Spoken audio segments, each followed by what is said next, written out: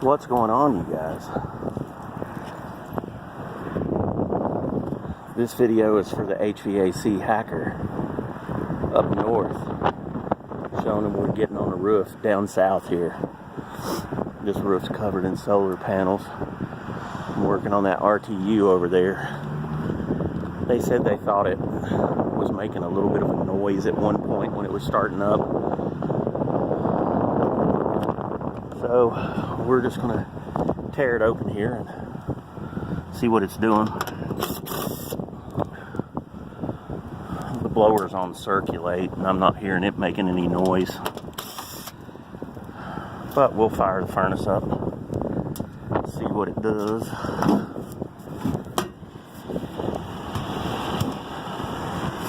These lovely Goodman units.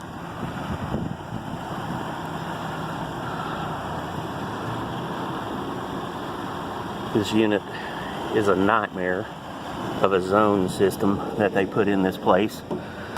And the zoning was kind of an afterthought because years ago when they put this equipment in, they were complaining that some of the individual rooms were hotter than others, colder than others, you know how that goes.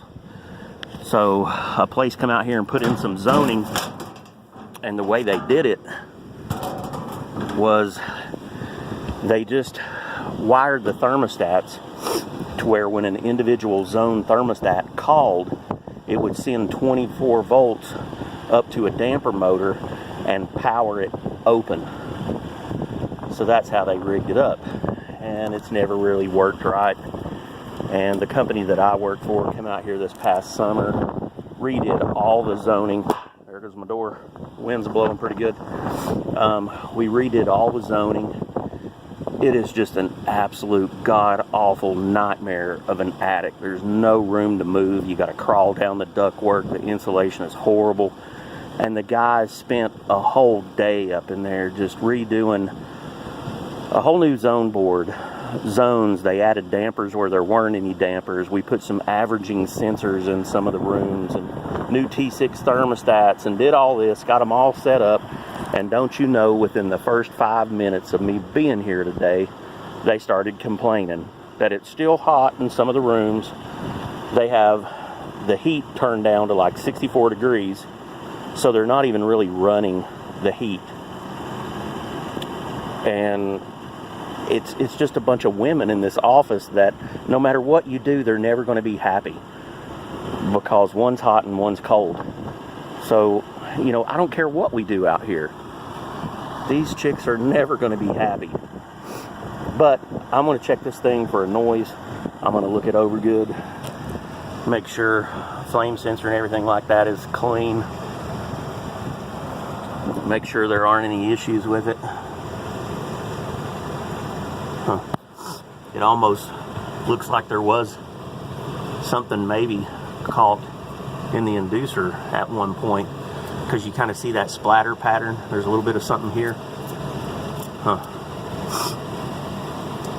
Might have been some kind of critter got chopped up in there. I don't know. I don't see anything down here, although it is full of stink bugs. That's a down south thing. I don't know if the Hacker has any of these up there in New York or not, but we got stink bugs down in south here. So let's see. Let me get my jumper here and we'll fire this thing up. I apologize for my runny nose, but hey guys, it's cold and the winds are blowing. I use these bigger jumpers. I don't know if I've ever showed these, but these are, you know, the larger gauge jumpers. And then I coat them with like liquid electrical tape right there. It just seems to make them last longer because that's the weak spot where they always end up, you know, breaking the wire in there. But these are heavier gauge, so I can jump out high voltage if I want to, like across a blower relay. And these have the bigger clips on them, so that way you can get on some of those old screws on some of the older units. You know how your little jumpers, as soon as you put them on there, they pop right back off and it drives you crazy. So these are the bigger ones. I know Field Piece makes some of these, and these are the Diversitech. They come, you know, in a pack of a couple of them. There's a red one and a black one. So anyway, I like these larger gauge alligators.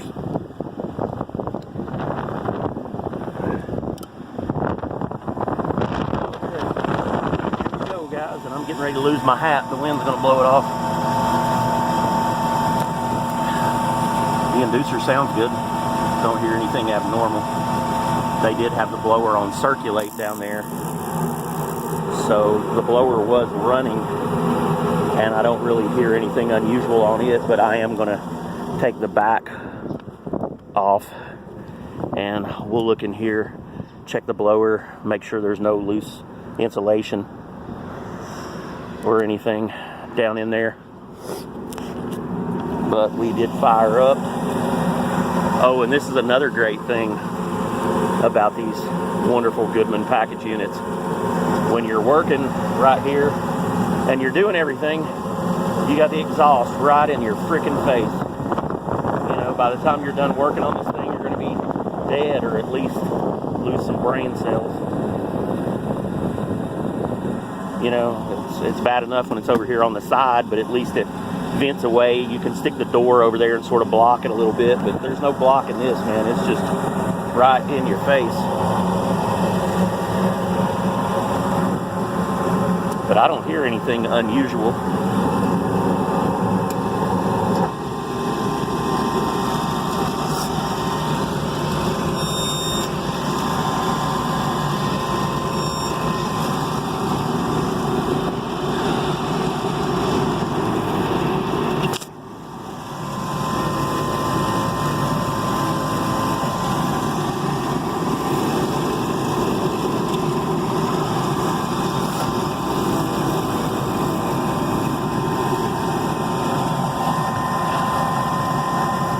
Let her fire up again.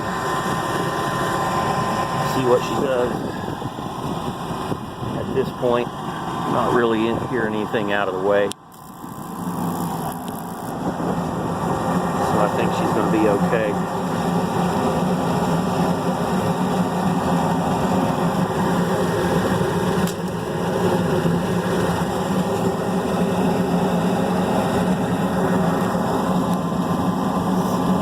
I brought my Ted toolkit with me up here.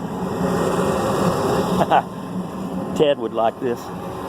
Maybe Ted will check it out. Maybe he'll see this.